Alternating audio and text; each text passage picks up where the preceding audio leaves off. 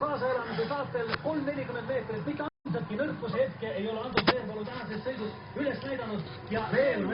See on nüüd olümpiavõitja finiš. Andrus Veerpalu on päral.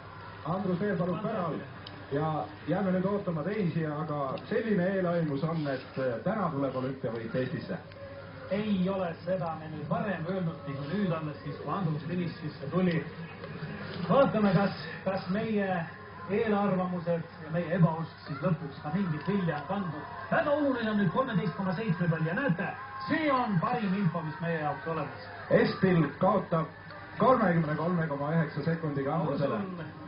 Head spordisõbrad kodudes, lõite te käsi praegu samamoodi kokku või tegite veel midagi muud nagu meie Tiiduga praegu, see on fantastiline hetk, sest see on nüüd pilt selge. 33,9 sekundit on Estil taga Andrus Veerpalust selles hetkes.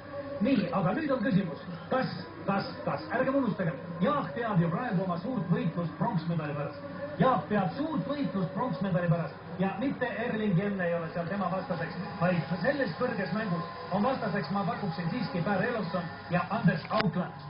Erling Jenne, paljud peavad teda suureks favoriidiks just 50 kilomeetri distantsil, kui me siin enne Norra kolleegidega rääkisime, siis nemad pakkusid number 9 Jelmesetsi. Ma tegin natukese küsima näo, siis leppisime kokku, et medaleid jagatakse Eesti ja Norra meeste vahel. Vaatame, mis järjestuses. Seda me näeme, aga praegu kipub olema küll niimoodi, et nii see ka läheb. Ja mul on tunne isegi, et ei ole võimatult Eesti meetsid medalit saanud kui Norralised. No ärme sõname ära, vaatame ära, kuidas kujunevad need lõpukilomeetrid Jaak Maele igal juhul.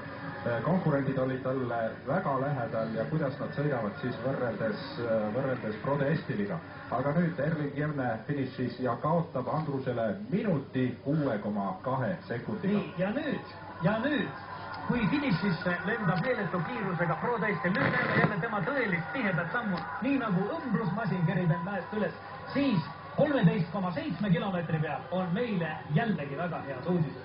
Jaak Mae on 3. kohal, Andrusest taga 46 sekundit, tõsi, 15,1 sekundit jääb ta alla Frode Estilist, aga omakorda edestab tervelt 11,7 sekundiga Anders Auklandi.